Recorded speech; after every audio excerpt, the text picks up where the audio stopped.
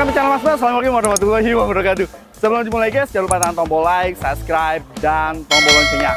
Kita lagi ada di pelataran Gelora Bung Karno. Yang sebentar lagi di sini ada Indonesia versus Australia. Menurut gua akan menang 2-1 lah. Hari ini Toyota baru aja meluncurkan penyegaran terbarunya. Sebenarnya yang ada mendapatkan penyegaran itu adalah versi 2.8. Itu seperti VRZ nih 2800. Terus juga ini ada tipe 2800 yang GR.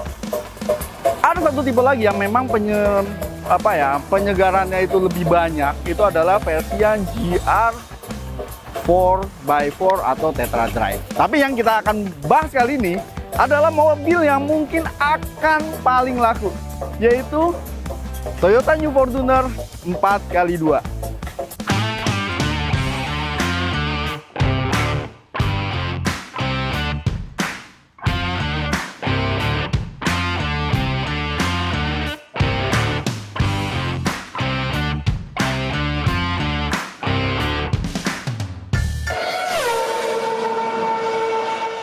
Ini adalah Toyota Fortuner GR Parts yang 4x2. Jadi ini adalah varian yang di atasnya VRZ.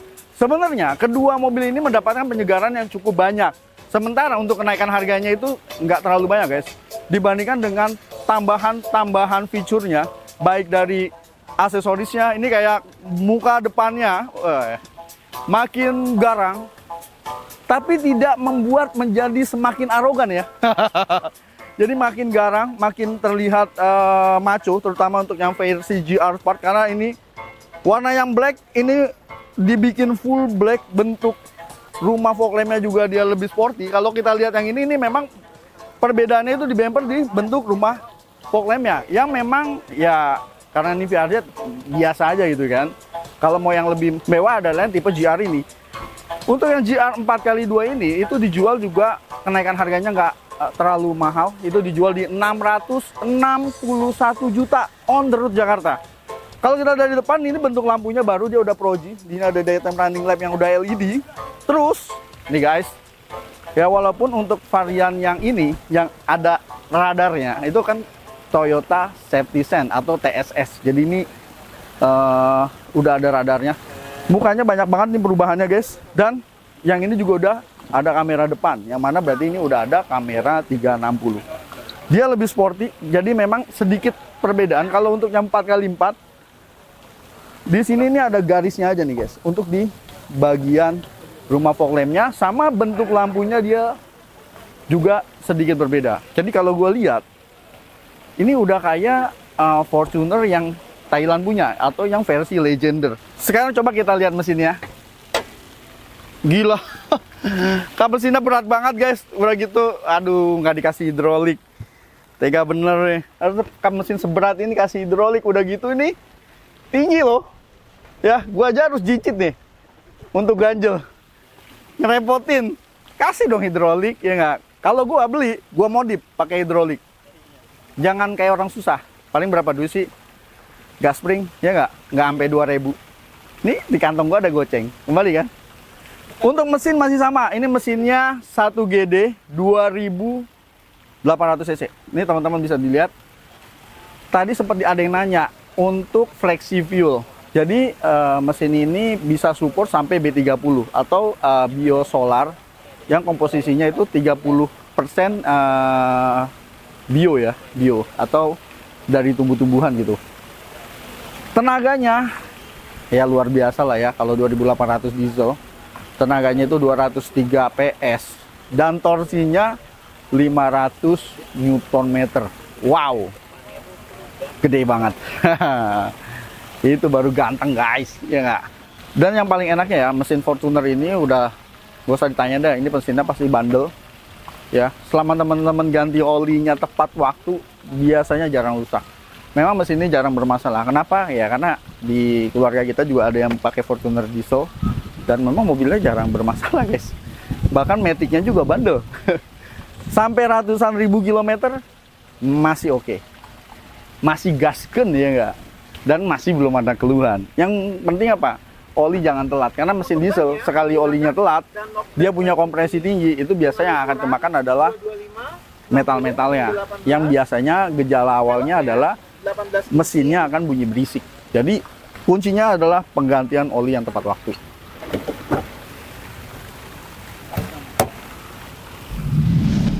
Kalau kita dari samping, untuk varian GR Sport ya, GR Parts ini menurut Mas Ban ini memang sedikit lebih maco. Karena perbedaannya adalah di over fender. Kalau yang varian 4x4 itu warna body, apalagi kalau yang bodinya warnanya putih, over fendernya juga putih. Jadi nggak kelihatan gitu ya. Karena kan over fender ini kan nambah mobil itu lebih terlihat maskulin. Untuk velg, sebenarnya dia sama yang varian sebelah, yang VRZ, dia bentuk velgnya adalah sama. Hanya saja untuk yang varian VRZ, velgnya adalah two-tone. Dan untuk yang varian GR Part, dia full black. Tapi untuk ukuran velg, semua tipe itu sama. Dia 265, 60, ring 18. Hanya saja untuk memang kembangnya, itu untuk yang varian GRS 4x4 itu sedikit berbeda. Dan yang membedakan guys, untuk yang varian 4x4 dia juga ada tuning sedikit di bagian suspensinya. Jadi suspensinya memang dibikin lebih rigid untuk off-road, tapi tetap mengutamakan kenyamanan ya saat di jalan ataupun di jalan yang tidak rata gitu. Dan untuk suspensinya dia menggunakan yang monokap untuk yang versi 4x4 yang GRS. Dan untuk yang varian GRS, yang paling mencolok adalah di bagian remnya, karena dia kalipernya udah dikasih warna merah, jadi kayak Brembo itu ya. Brembo ada sajadah ya. Itu Bimbo. Bimbo Bapak. Salah. Bimbo Bapak. Oke, udah ada footstep ya. Memang ini footstepnya dia nggak otomatis, jadi nempel terus ya kan. Terus di sini juga ada list chrome yang bikin sedikit lebih mewah. Yang pasti dia udah ada talang air dan ada roof rail. Karena ini adalah sebuah SUV, jadi ini adalah roof rail beneran ya. Dibandingkan dengan SUV mini yang kadang-kadang ini roof rail dan ini roof rail beneran. Jadi teman-teman bisa naruh roof box atau crossbar ya kan. Mungkin RTT. Harusnya sih untuk Fortuner ini dia punya roof rail. Untuk ditaruh RTT insya Allah nggak ada masalah. Di bagian belakang remnya dia juga udah cakram. Wis. Yang membedakan untuk varian yang GRS di sini ada tulisan Tetra Drive. Jadi hampir sama sebenarnya, tapi memang mencolok adalah di bagian velgnya. Kalau ini yang untuk varian yang VRZ. Tapi untuk yang varian VRZ dia handle pintunya berwarna hitam. Oh enggak, ini aksesoris guys. Jadi di bagian pintunya ini ada aksesoris. Harusnya untuk handle pintunya ini chrome. Kalau yang ini memang untuk handle pintunya udah warna hitam dan ada kamera di bagian spionnya. Oke, sekarang kita ke bagian belakang. Dari bagian belakang hampir sama ya. Yang membedakan adalah kalau kita lihat hampir sama. Jadi bentuk bumpernya itu hampir sama, cuman yang membedakan adalah bagian bumper yang di bagian bawahnya. Ini ada seperti diffuser yang berwarna abu-abu. Dan untuk tulisan Fortunernya dia, nah ini yang bikin mobil ini makin maco. Tulisan Fortunernya jadi hitam, suara dengan body. Wih. Untuk lampunya juga ada full LED ya. Ini untuk bentuk lampunya, pokoknya teknologinya udah kekinian. Udah ada kamera mundur otomatis dan ada sensor parkir belakang 4 titik. Dan ya ada logo GR ini di bagian bisa dibilang body kitnya ya. Kalau yang varian VRZ dia nggak ada tambahan body kit yang seperti ini. Dia sedikit lebih polos, walaupun hampir sama untuk bentuk bumper secara basicnya. Jadi bentuk bumpernya ini ada garis di sini nih yang bikin lebih sporty lagi. Udah ada rear wiper, rear defogger, dan yang membedakan lagi untuk yang varian GRS, untuk spoilernya dia ada kayak 2 lapis guys. Jadi kayak ada warna hitam dan warna putihnya atau warna yang sesuai dengan warna bodinya. Tapi menurut gua ya, dan bandingkan dengan varian VRZ, mending teman-teman tinggal nambah dikit, ambil yang varian GR Parts ini. Sekarang kita buka. Untuk buka bagasi semuanya sama, dia sudah power backdoor. Go power backdoor. Oke. Itu Ranger, Ah, Bapak. Ranger, salah. Ranger, Pak. Ya, balik lagi ya. Karena ini adalah bukan mobil MPV, ini adalah sebuah mobil SUV. Jadi teman-teman nggak bisa berharap banyak untuk bagasi ketika ini jadi mode 3 baris. Memang bagasinya udah kecil banget. Ya, syukur-syukur dikasih jaring ini. Jadi biar kalau bawa barang kelebihan, ya kan pas buka pintu barangnya nggak jatuh. Kalau mau bagasinya luas, ya jadi tekuk lah. Jadi 2 baris karena yang namanya SUV itu memang sejatinya adalah mobil 2 baris. Dan ini nekuk dia udah ada pegasnya, jadi nggak butuh effort banyak untuk untuk nekuk kursi ini ke bagian samping. Tinggal dicantelin aja, selesai.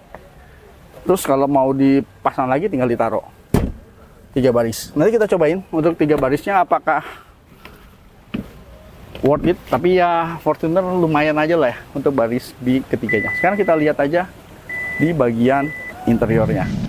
Oke, interiornya. Yang pasti untuk varian GR ini sporty banget loh, karena dia udah mayoritas full black, nggak ada silvernya lagi. Kalaupun ada udah bukan warna silver, tapi adalah warna grey. Ini warna abu-abu. Wih. Dan mewah banget. Ini udah ada dashcam ya, depan belakang. Jadi ini teman-teman gak usah beli lagi. Jadi kalau ada kejadian-kejadian yang menyimpang di jalan, ini udah terekam. Dan untuk joknya materialnya juga udah kulit dan ada logo GR-nya. Yeah. Ini kayak cowok ketemu cewek ya. Apa tuh? Itu GR. Itu GR ya. GR. Beda ya. Beda. Beda. Oke. Untuk joknya juga dia udah elektrik Oh iya. ya.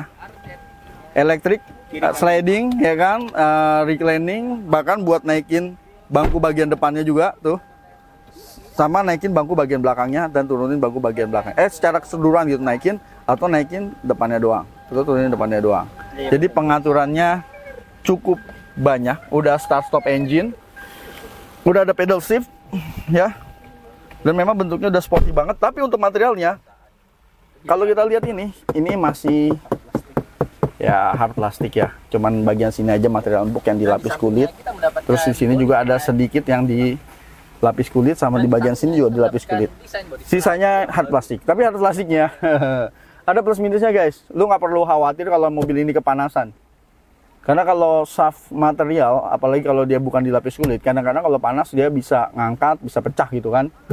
Yang udah-udah gitu, atau materialnya menjadi lembek. Kayak misalnya Alphard generasi kedua, itu soft touch-nya kalau terlalu panas banyak sekali yang bisa dibilang bermasalah ya. Karena materialnya jadi lembek, kalau ditekan jadi kayak penyet-penyet gitulah. Ini sudah kamera 360. Cuman karena nggak ada kuncinya jadi kita tidak bisa mengoperasikan. Dan yang kedua adalah ini udah ada fitur yang namanya T-InTouch. Jadi T-InTouch itu semacam aplikasi yang akan mengontrol mobil ini. Ya, jadi bisa matiin mesin ya kan, terus juga bisa ya seperti mengkontrol mobil di dalam handphone, dan sudah ada mobile hotspot. Jadi mobil ini adalah WiFi berjalan. Jadi dia bisa connect dengan internet kayak nonton Netflix atau mungkin buka website atau aktivitas lain yang membutuhkan jaringan data atau internet. Dia udah connect. Hanya saja gratis 3 bulan pertama. Ya, bulan keempat kelima mungkin ada biaya berlangganannya, cuman kita belum dapat info. Yang pasti kalau teman-teman misalnya pakai datanya habis, bisa connect sama WiFi ini. Jadi ini adalah WiFi berjalan. Dan katanya sih posisi SIM cardnya itu ada di dalam bagasi, cuman kita nggak tahu di sebelah mananya. Kurang lebihnya seperti itu. Dan head unitnya ini besar dan terlihat mewah. Yang pasti udah Android Auto dan Apple CarPlay. Ya gitu ya. Apple CarPlay. Itu band. Oh itu band. Bukan, Pak. Ini kan channel gue band, Mas Iya. Band. Itu band. Tapi ada subscriber gue yang suka manggil gue Mas Band. Yes. Jadi saya mau nanya Mas Ben.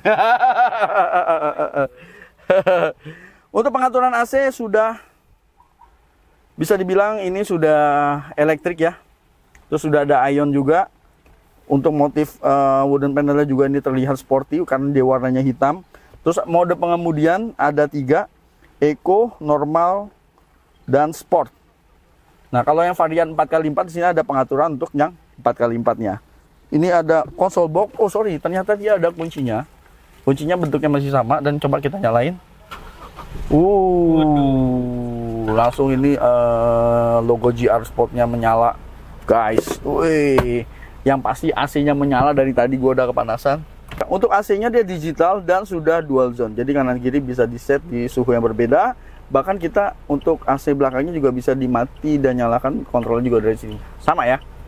Setahu Mas Ban dia sudah voice command dan dia juga udah ada wireless charging ya di sini. Ya tapi tahu diri juga yang handphonenya bisa support wireless charging aja yang bisa ngecas. Handphone gue juga nggak bisa ngecas. Iya, sama. Nah, untuk bagian dashboard hampir sama. Jadi untuk kecepatan sama RPM-nya itu masih analog, ya kan. Cuman di tengah ini ada multi information display yang cukup lengkap ya. Nah ini dia, terus ada beberapa setting pengaturan ya kan, terus informasi-informasi yang ya umumnya lah ya, kayak konsumsi bahan bakar dan lain-lain. Terus di sini adalah tombol untuk cruise control. Kalau teman-teman ambil yang versi TSS, dia sudah ada adaptive cruise control. Nah gitu dong, harusnya ada adaptive cruise control ya kan, jangan cruise control model ya zaman dulu gitu kan, yang cuman nahan di kecepatan konstan doang. Ya, terus sudah ada steering switch yang pengaturan di head unit sama di bagian multi information display-nya. Untuk pengaturan setir, dia sudah diatur untuk tilt ya, tiltnya sih nggak begitu besar juga, lumayan lah, dan teleskopik ya. Fortuner, masa belum teleskopik ya nggak? Yuk kita duduk di bangku baris ke belakang, baris kedua. Sekarang kita naik aja. Oke, duduk di bangku bagian belakang. Lumayan ya, lega, terus bagian kolongnya juga masih masuk. Duduknya sih naiknya emang cukup lega, headroomnya ya lumayan lah ya, udah tinggal sedikit. Headroomnya udah tinggal sedikit karena memang secara kabin untuk SUV itu kan memang lebih tinggi dibandingkan dengan MPV. Kalau MPV kan dia lantainya lebih rendah, jadi headroomnya masih banyak. Ini headroomnya tinggal sedikit, terus ada kisi-kisi AC di belakang, juga ada pengaturan AC belakang yang ada pengaturan kipasnya. Terus di sini ada lampu, lampunya cuma di tengah, kanan kiri nggak ada lampu. Ini ada hand grip, simple banget guys. Terus ada port pengecasan yang model lighter ya, dia belum ada pengecasan yang model USB, termasuk di depan. Waduh, ini colokannya USB juga kurang nih, harusnya ditambahin ya nggak? Biar bocah FF seneng naik mobil. Oke, sekarang kita buka armrestnya, simple aja, cuma ada cup holder. Tapi kalau gua akan jarang menggunakan cup holder yang model begini. Kenapa? Anak gua Oh iya. jahil banget. Oh iya. Ini dibuka, gua jamin. Apa tuh? Nyampe tujuan udah patah. Setelah ditutup. Ini jangan dibuka. Aduh. Simpel aja. Sekarang coba kalau kita duduk di bangku baris ketiga. Mungkin kalau teman-teman yang pernah lihat review Fortuner sebelumnya, ya harusnya sih nggak beda jauh. Masuknya juga gampang. One touch dia langsung nengkup. Terus kita duduk, wah,